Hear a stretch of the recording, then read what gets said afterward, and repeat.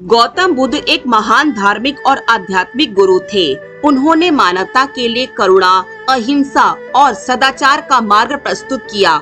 उनकी शिक्षाओं में न केवल उनके समय के लोगों को प्रभावित किया, बल्कि सदियों से मानव समाज और सभ्यता पर गहरा प्रभाव डाला है। बुद्ध की शिक्षाओं का मुख्य आधार है अहिंसा, करुणा और सभी जीवों के प्रति दया का सिद्धांत। इसी सिद्धांत के आधार पर मांसाहार का सवाल भी उठता है कि मांसाहार खाना नैतिक रूप से सही है या गलत। गौतम बुद्ध के समय में मांसाहार पर कई अलग अलग विचारधाराएं थी। कुछ लोग मांस खाते थे, इसे सामान्य आहार मानते थे, लेकिन अन्य लोग इसे नैतिक रूप से अनुचित मानते थे। बुद्ध ने इस विषय पर अपने समय के लिए महत्वपूर्ण मार्गदर्शन दिया था। हालांकि उन्होंने मांसाहार को पूरी तरह से प्रतिबंधित नहीं किया, लेकिन उन्होंने इसके खिलाफ कुछ महत्वपूर्ण विचार और सिद्धांत प्रस्तुत किए। यहाँ गौतम बुद्ध द्वारा मांसाहार के खिलाफ माने जा सकने वाले 5 प्रमुख कारण दिए गए हैं, जो उनके अहिंसा, करुणा, कर्म, सह अस्तित्व और आत्मिक शुद्धता के सिद्धांतों पर आधारित हैं। इस लेख में हम इन सिद्धांतों और कारणों पर गहरी चर्चा करेंगे, ताकि यह स्पष्ट हो सके कि मांसाहार का गौतम बुद्ध की शिक्षाओं के संदर्भ में क्या स्थान है। पहला, अहिंसा का सिद्धांत। गौतम बुद्ध की शिक्षा का सबसे महत्वपूर्ण पहलू अहिंसा है।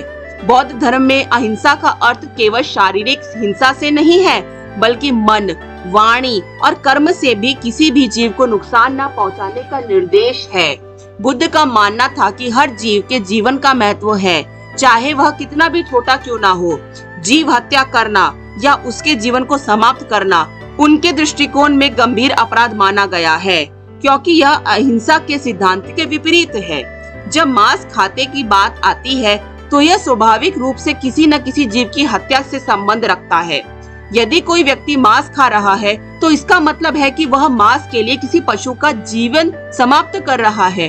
बुद्ध भगवान ने यह स्पष्ट किया कि सभी जीवों का जीवन महत्वपूर्ण है और किसी भी जीव का जीवन लेने का अधिकार किसी को नहीं है। बौद्ध धर्म में इस विचार को इस रूप से समझाया कि किसी भी प्रकार की हत्या या हिंसा न केवल उस जीव के लिए हानिकारक है, बल्कि यह व्यक्ति के मानसिक और आध्यात्मिक विकास को भी बाधित करती है। दूसरा, करुणा और दया का सिद्धांत। गौतम बुद्ध की शिक्षा में करुणा और दया को एक महत्वपूर्ण मूल्य बताया गया है। उन्होंने अपने अनुयायियों से आग्रह किया कि वे सभी जीवों के प्रति करुणा और दया का भाव रखें। इस सिद्धांत के अनुसार मनुष्य को न केवल अपने साथी मनुष्यों के प्रति, बल्कि सभी जीवों के प्रति प्रेम और सम्मान का भाव रखना चाहिए। मांस खाना इस सिद्धांत के विरोधाभास में आता है, क्योंकि मांस के लिए किसी भी जीव की हत्या की जाती है। मांस खाने का मतलब है कि हम उस जीव के प्रति करुणा और दया का भाव नहीं रख रहे हैं, जिसका जीवन समाप्त किया गया है।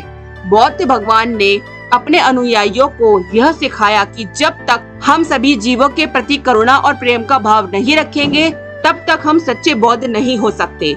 इस प्रकार मांस खाने का सीधा संबंध करुणा और दया के सिद्धांतों के उल्लंघन में है।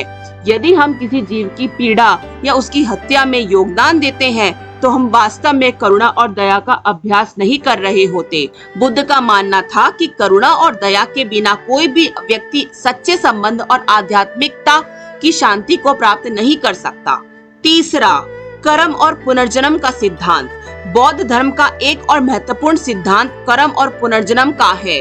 कर्म का अर्थ है कि हमारे कार्यों के परिणाम होते हैं, और ये परिणाम न केवल इस जीवन में बल्कि अगले जीवनों में भी अनुभव किए जाते हैं।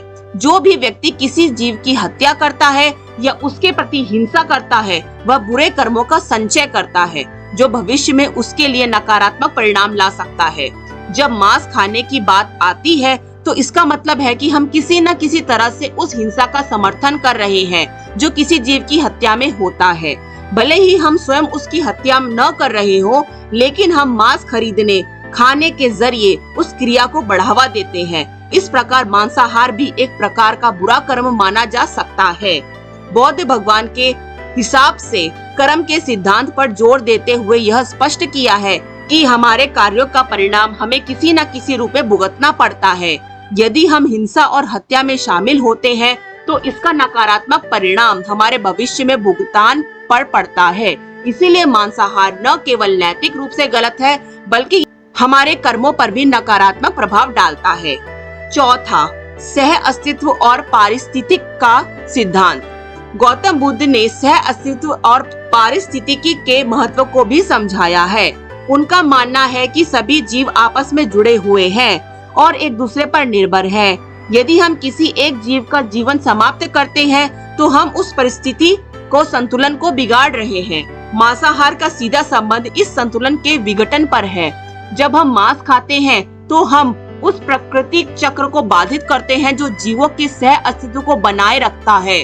गौतम बुद्ध का मानना था कि मनुष्य को प्रकृति के साथ तालमेल में रहना चाहिए, उसे इस तरह से असंतुलन नहीं बनाना चाहिए और जीव स्वस्थ और खुशहाल जीवन को जीना चाहिए। मांस खाना केवल व्यक्तिगत स्वास्थ्य के लिए नहीं बल्कि पूरे पर्यावरण और पारिस्थितिकी के लिए हानिकारक हो सकता है। इस दृष्टिकोण से बुद्ध का सह अस्तित्व का सिद्धांत मांसाहार के खिलाफ है और महत्वपूर्ण कारण सिद्ध होता है। यदि हम सभी जीवों के प्रति सम्मान और सह अस्तित्व की भावना रखते हैं तो हम मांसाहार को त्यागना जरूरी समझते हैं।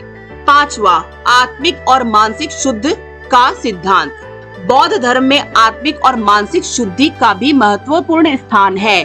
बुद्ध ने यह सिखाया है कि मनुष्य को अपने मन और आत्मा को शुद्ध रखने के लिए सही विचार, सही कर्म, सही आहार का पालन करना चाहिए। मांसाहार का संबंध अक्सर उन भावनाओं और विचारों से होता है जो हिंसा और हत्या से संबंधित होते हैं। बुद्ध ने भिक्षुकों के लिए विशेष रूप से यह नियम बनाया था कि वे मांस न खाएं, क्योंकि मांस खाने से मन अशांत हो सकता है और ध्यान और साधना में रुकावट आती है।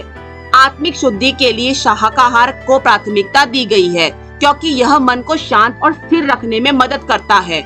मांस खाने से मन में अशुद्ध विचार आते हैं जिससे मानसिक शांति और आत्मिक शुद्धि में बाधा उत्पन्न होती है। आध्यात्मिक विकास के लिए आवश्यक है कि मनुष्य अपने मन और आत्मा को हिंसा और नकारात्मकता से दूर रखे। बुद्ध का मानना था कि मांसाहार और नकारात्मकता को बढ़ावा दे सकता है मांसाहार और आत्मिक शुद्धि को भी प्रभावित कर सकता है मांसाहार। इसी वजह से उन्होंने मांसाहार को मानसिक और आध्यात्मिक शांति के लिए हानिकारक बताया है। गौतम बुद्ध की शिक्षा में मांसाहार पर उनकी दृष्टि का संबंध अहिंसा, करुणा, कर्म, सह अस्तित्व और आत्मिक शुद्धि के सिद्धांतों से है। हालांकि उन्होंने अपने अनुयायियों को पूरी तरह से मांसाहार से दूर रहने के लिए बाध्य नहीं किया, लेकिन उन्होंने यह स्पष्ट किया कि मांस खाना इन सिद्धांतों के विपरीत हो सकता है। मांसाहार का सीधा संबंध हत्या, हिंसा और जीवों के प्रति दया और करुणा में कमी है। इसके अलावा यह हमारे कर्म और आत्मिक शुद्धि पर भी नकारात्मक प्रभाव डालता है। गौतम बुद्ध का मानना था कि सभी जीवों का जीवन मूल्यवान है। हमें सबके जीवन में दया, करुणा और सह अस्तित्व का सिद्धांत बढ़ाना चाहिए। इस तरह यदि हम बुद्ध की शिक्षाओं का पालन करते हैं तो मांस खाना नैतिक रूप से अनुचित है। उनके सिद्धांतों के आधार पर मांसाहार न केवल हमारे मानसिक आध्यात्मिक विकास को बाधा डालता है बल्कि प्रकृति और जीवों के साथ भी हमारे संबंधों को प्रभावित करता है। तो दोस्तों, कैसी लगी आपको यह शिक्षाप्रद कहानी भगवान बुद्ध के द्वारा, जहां उन्होंने मांसाहार के विरुद्ध कुछ बातें स्पष्ट की हैं। आशा करती हूँ आपको ये वीडियो पसंद आई होगी। अगर पसंद आई हो तो मेरी वीडियो को लाइक और मेरे चैनल को सब्सक्राइब जरूर करें।